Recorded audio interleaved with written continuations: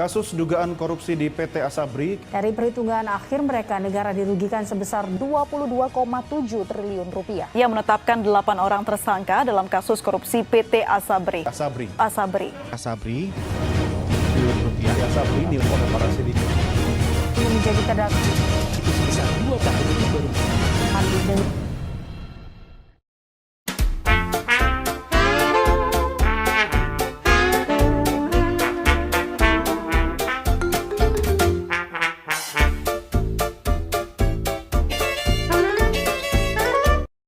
Halo, Assalamualaikum, selamat datang di Ruang Berita, tempat obrolan asik tapi kritis. Aku Gaisa Rajwa, tuan rumah Ruang Berita. Dan seperti biasa aku nggak sendirian. Hari ini aku kedatangan tamu-tamu spesial yang udah hadir di sini. Ada Kak Kristana Pranobesta, seorang ahli hukum yang aktif dalam isu-isu hukum dan kebijakan publik. Dan ada 2 mahasiswa Kiran yang siap nemenin diskusi kita hari ini. Pertama ada Aurelia Kirania Putri dari FISIP Universitas Unair, dan yang satu lagi ada Irfansyah dari jurusan Hukum Universitas Unair. Gimana kabarnya nih Katian, Aurel, dan Irfan? Alhamdulillah baik, Sasa. Terima kasih udah meluangkan waktu untuk hadir dan berbincang bersama di Ruang Berita.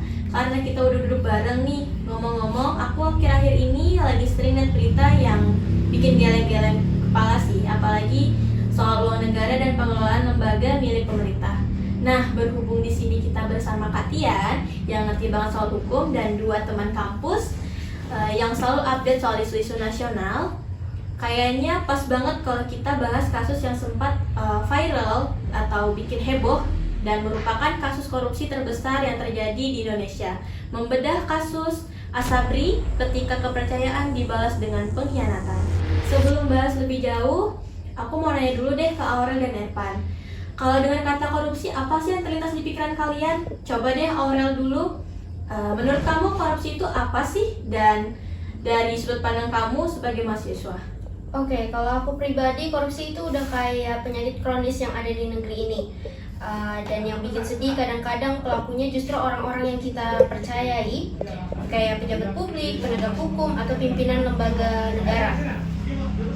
Tapi korupsi itu jelas tindakan pidana berat, tapi seringkali penegakan hukumnya terasa tidak adil. Kasus yang kecil dihukum lebih berat, dan kasus yang besar malah bisa dinegosiasi, ditunda-tunda, atau bahkan sempat hilang dari radar hukum. Ini nunjukin kalau masalahnya bukan hanya di pelaku, tapi juga di sistem penegakannya yang belum tegas dan adil. Oke, itu tadi dari Aurel ya. Sekarang aku penasaran juga nih, Irfan, kalau kamu sendiri, apa yang terlintas begitu dengan kata korupsi? Wah, jujur begitu dengar kata korupsi, yang langsung muncul di pikiran saya itu kayak rasa kecewa. Pikiran aku tuh rasa kecewa dan marah, karena korupsi itu bukan cuma soal pengkhianat ke rakyat. Kita juga rakyat biasa bayar pajak, berusaha jujur, tapi justru mereka yang punya kuasa malah menggunakan posisi itu untuk kepentingan pribadi. Dan yang bikin miris, korupsi udah kayak budaya gelap yang diwariskan turun-temurun. Benar tuh, kadang suka mikir juga, ini negara hukum atau negara dompet sih? Karena ya jujur aja, kayaknya di negeri itu ada hukum yang tertulis. Pernah dengar lu punya duit, lu punya pasar? Orang kecil nyolong Indomie bisa dihukum, tapi orang yang besar nyolong triliunan masih sempat pakai batik rapi, bahkan dikawal mobil dinas. Makin panas nih pembahasannya. Nah, sekarang aku pengen dengerin dari perspektifnya Katian yang lebih dalam secara hukum dan kebijakan. Katian sebagai sarjana hukum yang juga aktif di isu publik, gimana sih Kak melihat korupsi dalam konteks negara kita saat ini? Ngomong-ngomong, saya juga sudah membawa bukti-bukti yang saya kumpulkan agar bisa menjawab pertanyaan-pertanyaan kalian semua ya. Jadi, terima kasih Sasa. Kalau kita bicara soal korupsi nih, dalam konteks Indonesia hari ini memang gak bisa cuma dilihat dari aspek hukum aja gitu. Jadi, karena faktanya korupsi di Indonesia itu sudah menyentuh banyak lapisan. Dari birokrasi bawah sampai pejabat tinggi gitu. Secara hukum Indonesia sebenarnya punya kerangka aturan yang cukup lengkap. Ada undang-undang tindak pidana korupsi, ada KPK, ada kejaksaan, dan bahkan ada pengadilan tipikor. Tapi masalahnya bukan sekedar atau tidaknya hukum, sekedar ada atau tidaknya hukum. Tapi sejauh mana hukum itu benar-benar ditegakkan secara adil dan konsisten gitu. Di sisi lain, korupsi juga erat kaitannya dengan budaya kekuasaan dan lemahnya kontrol publik. Banyak pejabat yang merasa dirinya kebal hukum atau biasa bermain di wilayah abu-abu yang merasa punya backup. Apatis, dan ini bahaya banget karena masyarakat jadi makin apatis kan, merasa bahwa korupsi itu biasa dan akhirnya nggak percaya lagi sama sistem. Jadi menurut saya korupsi bukan cuma soal penindakan hukum, tapi juga pembenahan sistem, transparansi, dan yang paling penting pendidikan integrasi sejak dini. Oke, setuju banget. Ngomongin soal korupsi yang sistematik tadi, salah satu contoh yang sempat rame banget adalah kasus PT Asabri ya Kak? Iya, benar sekali. Bisa tidak Kak Tian bantu jelasin ke kita semua sebenarnya apa sih terjadi dalam kasus ini? Kok bisa sampai merugikan negara sampai triliunan? Nah, jadi tentu ya. Jadi kasus PT Asabri itu adalah salah satu skandal korupsi terbesar dalam sejarah Indonesia. Jadi Asabri Persero merupakan BUMN yang bertanggung jawab mengelola dana pensiun dan asuransi bagi prajurit TNI, Polri, serta pegawai Kementerian Pertahanan gitu.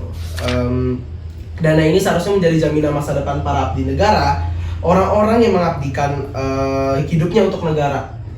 Jadi, namun justru dana itu diselewengkan secara sistematis. Modus yang digunakan adalah rekayasa investasi saham atau yang dikenal sebagai praktik saham gorengan. Pihak internal Asabri bekerja sama dengan sejumlah pengusaha swasta menginvestasikan dana ke saham-saham yang sebenarnya tidak sehat dan yang pasti tidak layak beli. Nilainya sengaja dimanipulasi agar tampak menguntungkan, padahal aslinya itu adalah dijebak. Ya. Aslinya itu jebakan dan akibatnya bukan hanya kerugian keuangan negara yang mencapai lebih dari 22,78 triliun, tapi juga kerugian sosial, terutama hilangnya kepercayaan publik, termasuk para prajurit dan pensiunan yang selama ini menggantungkan harapan hidup mereka pada dana tersebut. Dan yang bikin publik benar-benar terkejut, pelaku dalam kasus ini bukan orang-orang sembarangan. Nama-nama besar muncul dalam dakwaan, mulai dari Letnan Jenderal Purnariawan Soni Wajaja yang saat itu menjabat sebagai Direktur Utama Asabri, hingga 2 penjabat tinggi lainnya, Adam Damiri dan Ibnu Gus Piza. Tapi tak berhenti di situ, kasus ini juga melibatkan 2 pengusaha besar yang sebelumnya sudah dikenal dalam skandal Jiwasraya, yaitu Beni Jokro Saputro dan Heru Hidayat. Beni Jokro dijatuhi hukuman penjara seumur hidup, sedangkan Heru Hidayat bahkan menerima 2 vonis berat, hukuman mati dalam kasus Jiwasraya dan hukuman penjara seumur hidup pada kasus Asabri. Nama-nama ini menjadi simbol dari betapa dalam dan masifnya skandal korupsi ini menjalar di dalam tubuh negara. Menurut Kak Tian, apakah vonis berat seperti ini cukup untuk memberi efek jera? Jadi vonis berat seperti itu seharusnya itu memberi efek jera ya, tapi nyatanya tidak selalu begitu. Korupsi tetap terjadi karena hukum kita kadang masih bisa ditawar. Bahkan kalau dihukum pun uang hasil korupsinya itu tidak sepenuhnya balik. Efek jera itu lahir bukan dari hukuman berat saja, tapi dari kepastian hukum yang adil dan merata. Kalau penegakan hukum masih pilih kasih, ya rasa takut korupsi juga tidak akan muncul. Oke, dari tadi kita udah ngobrolin banyak soal sistem dan skema kasus Asabri. Nah, Aurel, sepertinya aku lihat kamu punya insight atau pertanyaan ya untuk Katian. Benar, jadi itu aku kepikiran gini Katian. Katanya sistem pengawasan di BUMN itu kan dijaga ketat, tapi kok bisa dana pensiun segede itu malah mengalir ke investasi bodong? Apakah semua orang yang ada dalam BUMN itu tutup mata? Ya, kalau ini pertanyaan yang bagus ya. Jadi sebenarnya pengawasan itu secara teori ada, lengkap. Tapi masalahnya seringkali pengawasan itu cuma formalitas. Jadi audit dilaporkan, iya. Tapi apakah benar-benar dicek? Mungkin tidak selalu gitu. Bahkan bisa saja laporan itu ditahan atau disulap. Jadi di level atas sebelum disampaikan ke publik. Jadi bukan tidak tahu, tapi bahasanya ada pembiaran. Nah, aku juga penasaran banget nih. Seperti bukan sekedar kelalaian deh. Menurut kakak apa benar deh? Apa benar ada intervensi maksudnya penghambatan penyidikan gitu? Kalau itu juga sering jadi sorotan.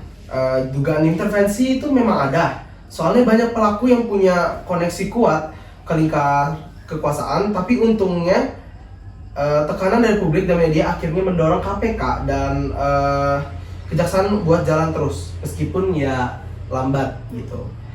Intinya kalau tidak disorot masyarakat, pasti kasus ini pelan-pelan menghilang. Betul, dan ujung-ujungnya rakyat juga yang akan dirugikan. Aurel, kamu tadi sempat aku dengar mau bertanya tentang soal aset yang disita ya? Iya Kak, jadi aku penasaran, dana yang dikorupsi itu kan berjumlah triliunan ya. Apa bisa semuanya balik ke negara lewat aset-aset yang telah disita? Ya, sayangnya tidak sepenuhnya. Memang ada aset-aset yang disita, rumah mewah, mobil, tanah, bahkan apartemen gitu. Tapi nilainya jauh banget dari total kerugian. Kadang asetnya itu sudah turun harga atau sulit dijual. Jadi meskipun vonis diturunkan, pada akhirnya negara tetap rugi besar. Gila sih, korupsi udah, dihukum iya. Tapi uangnya hilang juga. Oke, biar makin dalam, Ervan boleh dong tutup obrolan kita hari ini dengan satu pertanyaan terakhir buat Katian? Oke, aku mau tanya satu hal terakhir nih Katian. Kita sebagai generasi muda bisa ngapain sih? Apa cukup cuma tahu, marah, terus diam lagi? Ya, pertanyaan itu penting banget sih. Dan jawabannya kita bisa mulai dari sekarang. Mulai dari hal-hal kecil yang jujur, kayak tidak menyontek, tidak memberi atau menerima sogokan, dan berani speak up kalau lihat ada yang salah. Kita juga bisa bantu dengan ngomongi isu seperti ini, memberi kritik, menyebarkan info yang benar. Karena kalau kita diam saja, jika kita diam saja, itu orang-orang yang curang tuh bakal makin enak hidupnya. Kamu tidak perlu jadi kamu itu tidak perlu menjadi penjabat dulu untuk buat perubahan. Yang penting kalau suatu saat kamu punya kekuasaan, jangan lupa nilai sama yang kamu pegang hari ini. Oke, terima kasih buat Kak Christiana Pranabesa, SHMH, Aurelia Kriani Putri, mahasiswa Fisip Universitas Unair, dan Ervansyah, mahasiswi Hukum Universitas Unair. Hari ini kita belajar satu hal penting, korupsi itu bukan cuma urusan hukum, tapi urusan nurani. Sampai jumpa di episode selanjutnya di Ruang Berita, karena kebenaran butuh suara dan suara nggak boleh diam. Aku Desa Raja pamit undur diri. Wassalamualaikum warahmatullahi wabarakatuh. See you.